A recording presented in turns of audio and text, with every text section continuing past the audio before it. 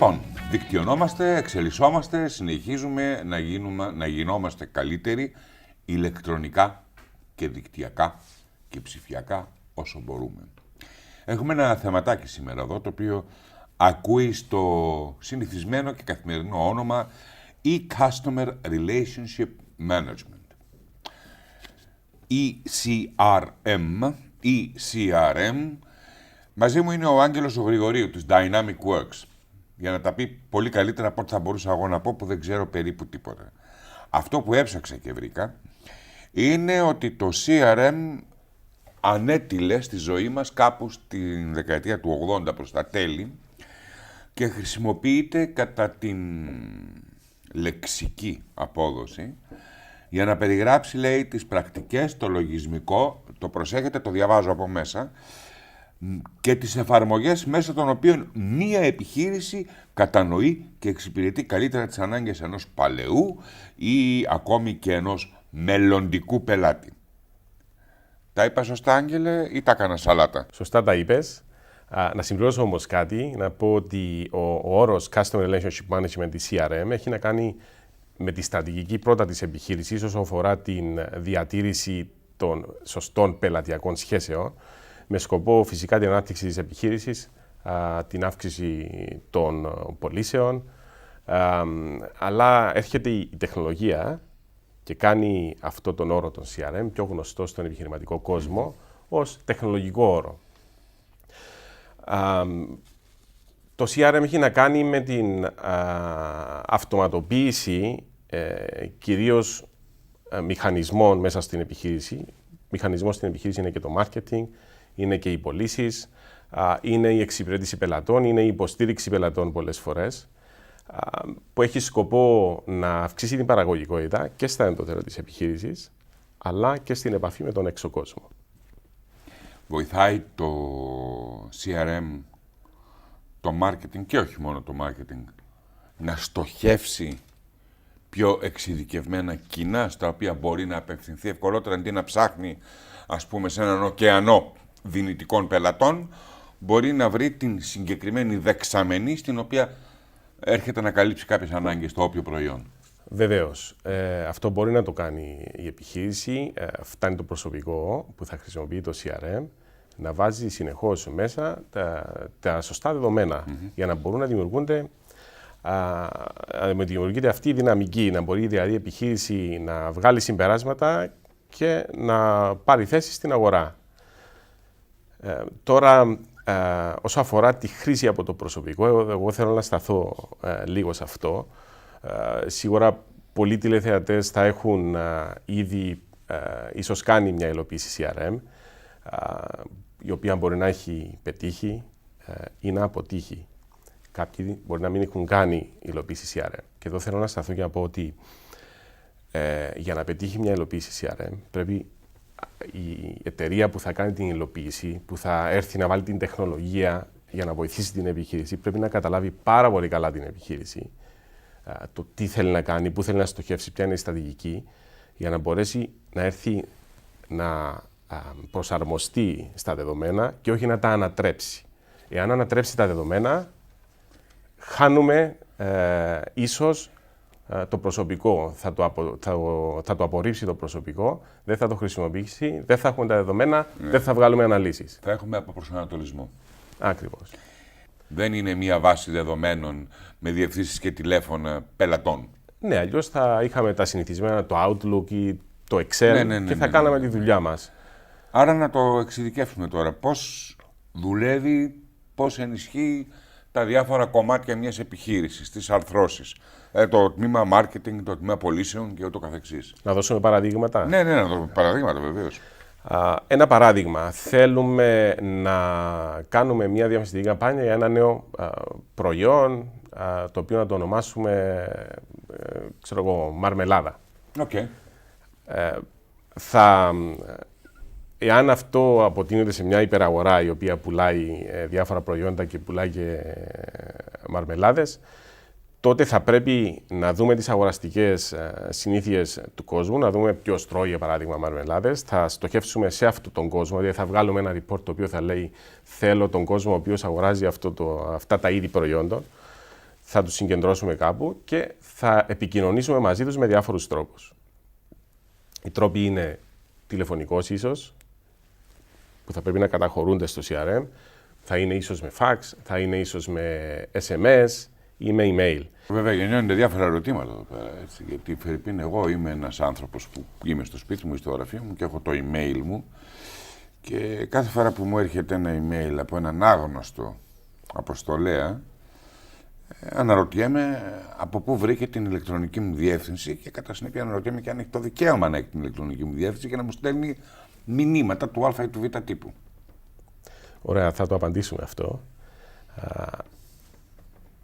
Οι διάφορες λίστες πελατών τους οποίους κατέχει μια επιχείρηση,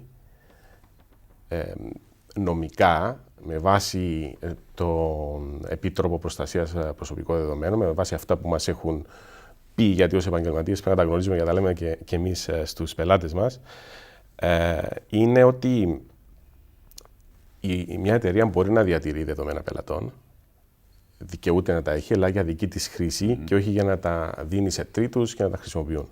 Τώρα, όσο αφορά την επικοινωνία με όλους τους πελάτες, σίγουρα το λιγότερο που έχει να κάνει μια επιχείρηση για να δείξει σεβασμό προς τους πελάτες της και να είναι και νομικά καλυμμένη, είναι να δώσει την ευχέρεια στον χρήστη να κάνει unsubscribe. Ακριβώς. Πώς δουλεύει όλο αυτό το σύστημα? Ξεκινώντας από το marketing, που είναι σίγουρα το marketing αποτελείται από πυλώνες όπως αναγνώριση της αγοράς, προγραμματισμός για το πώς θα γίνει η προώθηση κτλ. Όλη αυτή η καμπάνια μπορεί να στηθεί ηλεκτρονικά μέσα σε ένα CRM. Θα πρέπει να παρέχει ένα σωστό CRM αυτή τη δυνατότητα να χτιστεί ολόκληρη η καμπάνια, είτε αυτή θα αποτελείται από email blast όπως λέμε, είτε από διαφημίσεις σε έντυπα, είτε από τηλεόραση, είτε από οτιδήποτε. Μπορεί το CRM να την οργανώσει ηλεκτρονικά. Γιατί θα θέλουμε μετά να δούμε από πού έχει έρθει ο κάθε πελάτης, πού μας έχει δει στην τηλεόραση, μας έχει δει στο περιοδικό, στο ίντερνετ και να βγάλουμε συμπεράσματα για το τι μας έχει αποδώσει το κάθε μέσο. Έτσι, πηγαίνοντας πίσω στο τμήμα marketing, σίγουρα όπως είπαμε γίνεται ο εντοπισμός των νέων πελατών με βάση το λεγόμενο segmentation, κατηγοριοποίηση των πελατών, η μαζική ειδοποίηση με τα μέσα τα οποία έχουμε πει προηγουμένως.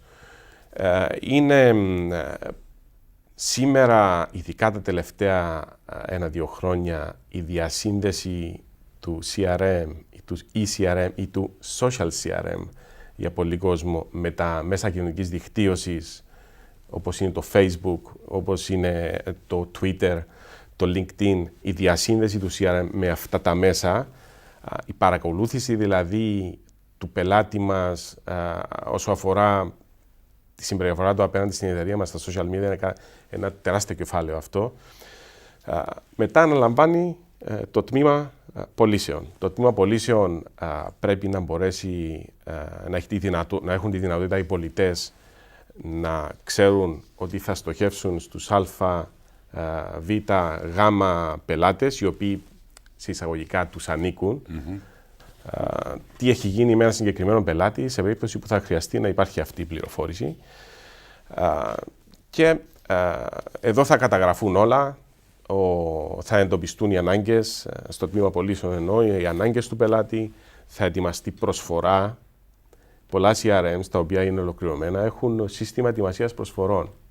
Για πάρα πολλές εταιρείες, η ετοιμασία, ειδικά στο τομέα των υπηρεσιών εταιρείες, η ετοιμασία προσφορών είναι το μεγαλύτερο τους πρόβλημα. Γιατί μπορεί να πρέπει να γίνει μια εξειδικευμένη προσφορά και κάθε φορά γίνεται με τη χρήση των παραδοσιακών μέσων Word, Excel. Κάθε φορά γίνεται επανάληψη προηγούμενης δουλειάς που έχει γίνει. Μάλιστα, ναι, κατάλαβα. Μπορούν να γίνουν λάθη, δηλαδή αλλού να χρεώσει το ένα προϊόν ή τη μια υπηρεσία με ένα α ποσό, αλλού να του χρεώσει με ένα β, αλλού να βάλει μια περιγραφή α η οποία περιέχει ένα όνομα εταιρείας, το οποίο μπορεί να ξεχάσει να αλλάξει την προσφορά β και να εκτεθεί. Ναι. Αυτά είναι που γίνονται. Με copy-paste. Ακριβώς έτσι αντιμετωπίζεται για αυτό το πρόβλημα του copy-paste. Επειδή ανέφερες νωρίτερα πώς μπαίνει το CRM στα social media, Είναι πολύ ενδιαφέρον και θέλω να κάνω μια ερώτηση εδώ πέρα στα social media δεξιά πάντα, στο Facebook ας πούμε. Ναι. Έχεις πάρα πολύ να διαφημίσεις. Όταν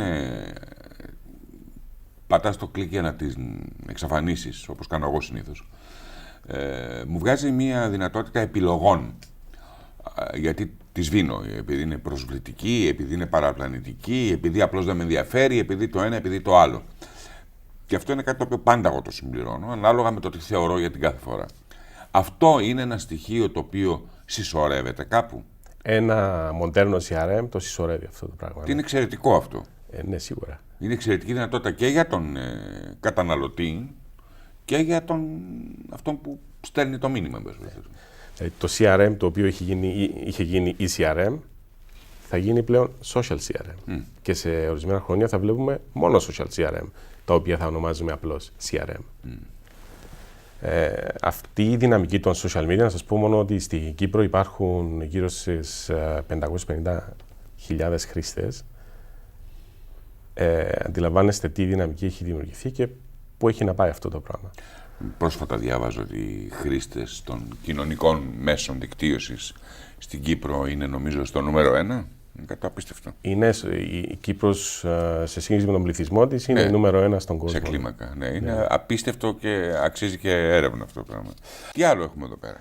Να σταθούμε λίγο στο τμήμα εξυπηρέτησης πελατών. Ένα παράδειγμα, χτυπάει το τηλέφωνο, απαντάει κάποιος στο τηλέφωνο, πρέπει να μιλήσει με τον πελάτη. Με το πάτημα ενός κουμπιού έχει την εικόνα μπροστά του. Ποιος είναι αυτός ο πελάτης, τι έχει αγοράσει από εμάς, πώς έχει εξοδεύσει, έχει κάνει παράπονα, δεν έχει. Έτσι, σε γενικές γραμμές, δίνω αυτή την εικόνα. Τώρα, όσο αφορά την υποστήριξη πελατών, φανταστείτε μια εταιρεία πληροφορικής, η οποία δέχεται τα λεγόμενα support calls, τηλεφωνήματα υποστήριξης ή email υποστήριξης, ότι μπορεί αυτά μέσω του CRM να διοχετευτούν σε ένα workflow για να μπορούν να διαχειριστούν. Και όλα αυτά, όλη αυτή η διαδικασία marketing, πωλήσεις, εξυπηρέτηση πελατών, υποστήριξη πελατών, καταλήγουν όλα σε μια βάση δεδομένων, ένα database, από όπου όλο το προσωπικό μπορεί να δει ό,τι δικαιούται να δει και να βγάλει συμπεράσματα οποιαδήποτε στιγμή μπορεί να μιλήσει με τον πελάτη. Νομίζω ότι κάπου εδώ πρέπει να κλείσουμε. Ευχαριστώ πάρα πολύ. Να είσαι καλά. Και θα τα ξαναπούμε εμείς.